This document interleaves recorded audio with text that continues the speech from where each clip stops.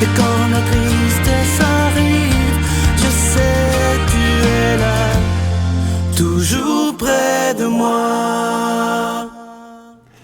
Bon lundi, j'espère que vous allez bien, que la fin de semaine était reposante et qu'on se prépare à vivre une belle journée aujourd'hui. Et comme on le fait tous les lundis depuis déjà un bon moment, on rejoint quelqu'un qu'on aime tous beaucoup parce qu'il nous fait, c'est comme un grand rayon de soleil, nul autre que Jean-Marc Chaput. Le Seigneur est mon berger, je ne manque de rien. Sur des prés d'herbes fraîches, il me fait reposer. Il me mène vers les eaux tranquilles et me fait revivre. Il me conduit par le juste chemin pour l'honneur de son nom. Si je traverse les ravins de la mort, je ne crains aucun mal, car tu es avec moi. Ton bâton me guide et me rassure. Tu prépares la table pour moi devant mes ennemis. Tu répands le parfum sur ma tête et ma coupe est débordante. Grâce et bonheur m'accompagnent tous les jours de ma vie. J'habiterai la maison du Seigneur pour la durée de mes jours.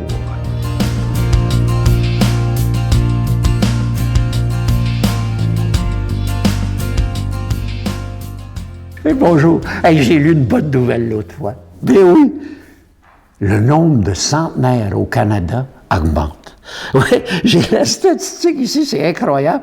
En juillet, il y a 6900 centenaires qui vivent au Canada. C'est le double de ce qu'il y avait en 2001. Wow! Hey, j'ai 83 ans. Dans 17 ans, je vais rejoindre le groupe. Il y a 20 centenaires par 1000 habitants au Canada. Incroyable. Il y a un pays qui nous dépasse, c'est le Japon.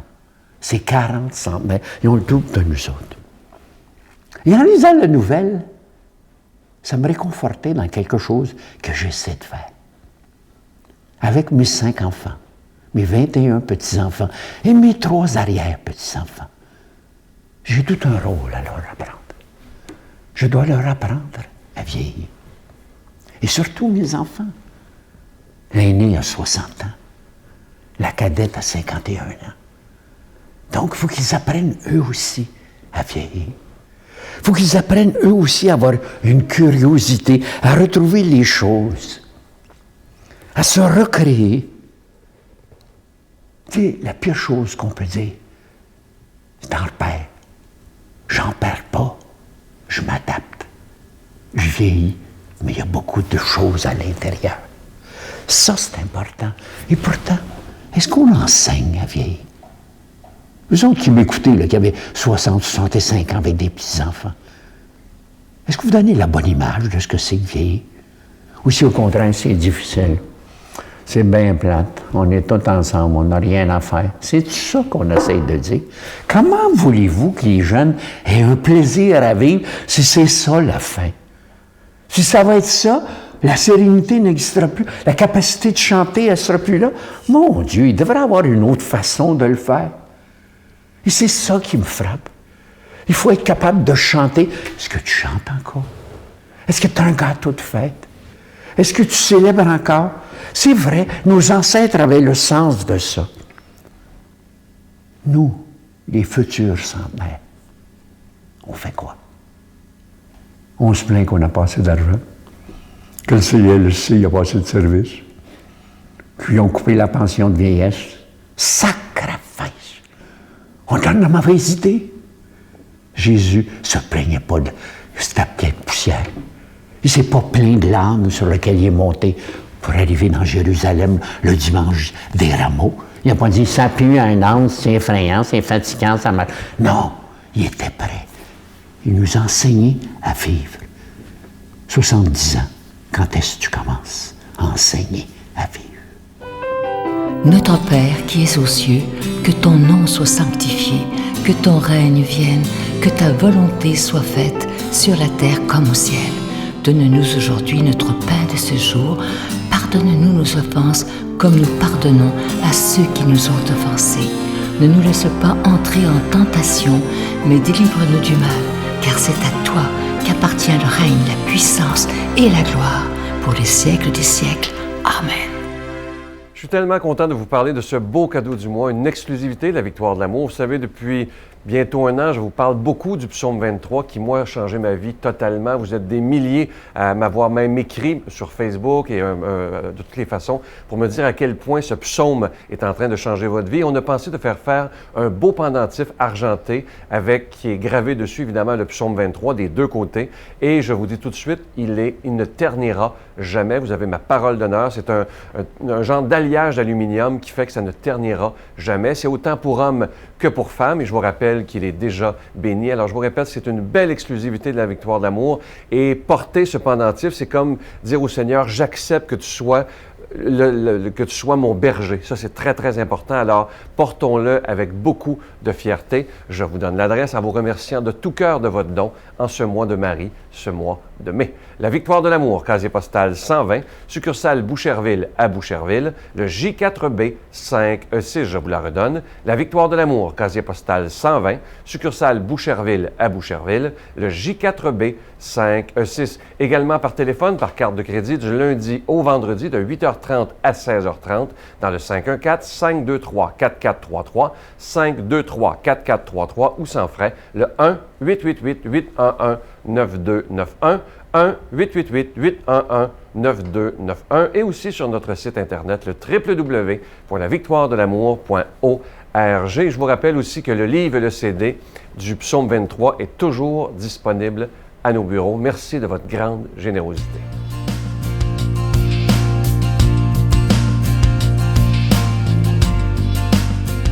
Mon Dieu, donnez-moi la sérénité d'accepter les choses que je ne peux changer, le courage de changer les choses que je peux et la sagesse d'en connaître la différence.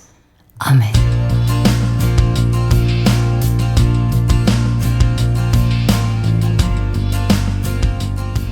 Aujourd'hui, un très beau texte d'Évangile et j'aimerais qu'on fasse comme si c'était la toute première fois qu'on l'entend.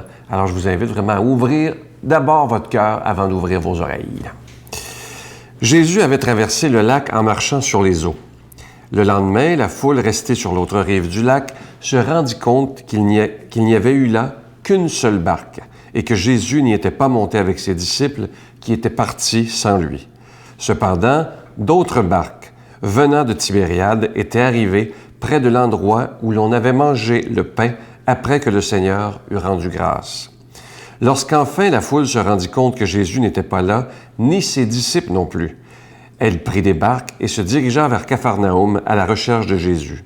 L'ayant trouvé sur l'autre rive, les gens lui dirent « Rabbi, quand es-tu arrivé ici? » Jésus leur répond « Amen, amen, je vous le dis. Vous me cherchez non parce que vous avez vu des signes, mais parce que vous avez mangé du pain et que vous avez été rassasiés. Ne travaillez pas pour la nourriture qui se perd, mais pour la nourriture qui se garde jusque dans la vie éternelle, celle que vous donnera le Fils de l'homme, lui que Dieu le Père a marqué de son empreinte. » Ils lui dirent alors, « Que faut-il faire pour travailler aux œuvres de Dieu? » Jésus leur répond, « L'œuvre de Dieu, c'est vous croyez en celui qui m'a envoyé. » Très beau texte aujourd'hui et j'aimerais tellement qu'on puisse réfléchir aujourd'hui sur une des phrases que Jésus nous dit. « Ne travaillez pas pour la nourriture qui se perd, mais pour la nourriture qui se garde jusque dans la vie éternelle. » Dernièrement, vous avez peut-être vu ça dans les nouvelles, je sais que je l'ai lu. C'est incroyable. Il y a à peu près 2 mois de ça. Saviez-vous que 85 personnes vous savez qu'on est 7 milliards et quelques, 85 personnes les plus riches au monde, écoutez bien ce que je vais vous dire, ont plus d'argent que 3,5 milliards de personnes les plus pauvres sur la planète. Je vais vous le répéter parce que c'est scandaleux. Les 85 personnes les plus riches de la planète ont plus d'argent que 3,5 milliards de pauvres sur notre planète. Alors, quand Jésus nous dit de travailler pour les choses qui se gardent, je ne sais pas comment ils se sentent, ces gens-là, imaginez, là, ils sont juste 85 et ont plus que la moitié de la planète. Il y a quelque chose qui est une injustice incroyable. Et vous savez, j'entends souvent, et vous l'entendez vous aussi, comment ça se fait qu'il y a tant de famine, puis si Dieu existait, il ne ferait pas ça, puis Dieu a le dos large tout le temps. Et Dieu n'a rien à voir là-dedans. Vous voyez bien, on le voit, c'est la responsabilité de l'être humain. Dieu nous a donné une grande liberté. Mais il y a des gens qui, encore une fois, n'ont pas honte de dire on a plus d'argent que 3,5 milliards Oubliez jamais ça. Alors aujourd'hui, lorsque le Seigneur nous dit de travailler pour les choses qui sont importantes, les choses qui dureront dans la vie éternelle. Oui, il faut gagner notre vie. Oui, évidemment qu'on a des choses à payer, vous et moi, ça c'est normal. Mais quand ça devient juste l'argent qui est important, je pense qu'il faut se poser des questions et se dire, ça peut pas être ça le sens de la vie. Ça peut pas être ça que Dieu nous demande, bien au contraire. Et le pape est en train de nous le montrer. D'ailleurs, ce pape François que j'aime tellement. J'ai une tendresse pour ce pape-là d'une façon incroyable. Et je dis souvent à mes amis, le pape François fait du bien à ma foi. Il est en train de dépoussiérer l'Église. Et il n'arrête pas de parler contre le matérialisme, contre le capitalisme sauvage qui est, dans le fond, le but, c'est juste de faire de l'argent, peu importe si les gens sont heureux ou pas. Le pape nous met en garde contre ça, ce capitalisme sauvage où il y a juste le profit qui est important. Je pense que Jésus nous invite aujourd'hui, et le pape François, évidemment, à dire que c'est l'humain qui doit passer d'abord, pas les profits inimaginables des grandes sociétés. L'humain doit être le numéro 1, et ça, c'est important.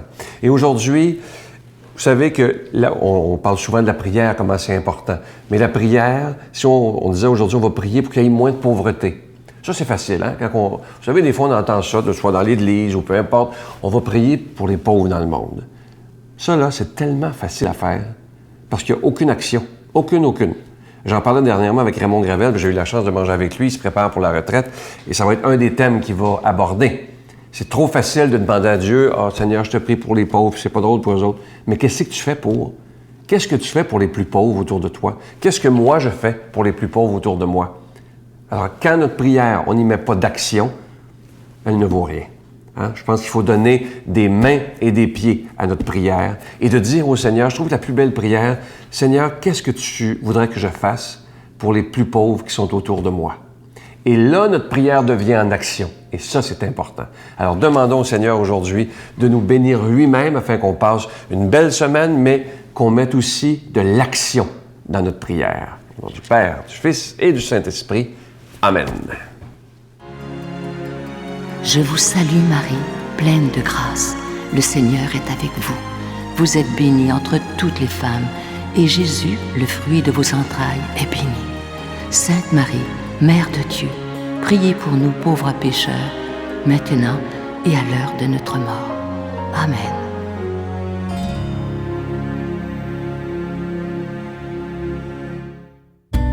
Dans le cadre du 350e anniversaire de Notre-Dame de Québec, la Victoire de l'Amour vous invite à une retraite tout à fait spéciale sous le thème « La puissance de la prière », en compagnie de l'abbé Raymond Gravel, l'abbé Robert Lemire, Jean-Marc Chaput, Sœur Angèle, Sylvain Charon et en chanson Miguel Padilla. La retraite aura lieu à l'hôtel Hilton, situé au centre-ville de Québec. Nous vivrons ensemble une célébration eucharistique à la basilique Notre-Dame de Québec et nous traverserons la Porte Sainte les 16, 17 et 18 mai prochains. Réservez rapidement avec Voyage Intermission au 514-288-6077 ou sans frais au 1-800-465-3255.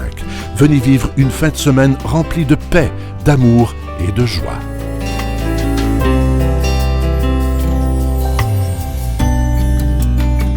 Je vais vous laisser avec une belle pensée que vous pouvez toujours retrouver sur Facebook. Imaginez maintenant, c'est plus de 150 000 personnes qui suivent la Victoire d'amour sur Facebook. Ça monte de jour en jour, j'en reviens pas moi-même. Merci de nous suivre. La pensée, ça dit ceci.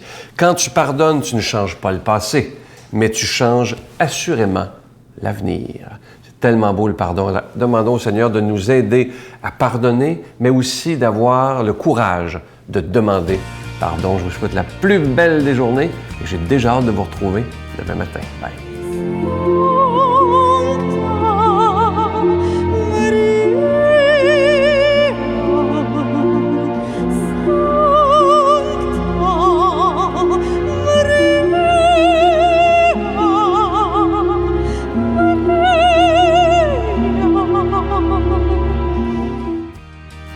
La Victoire de l'Amour remercie de tout cœur les Résidences Soleil de leur accueil si chaleureux.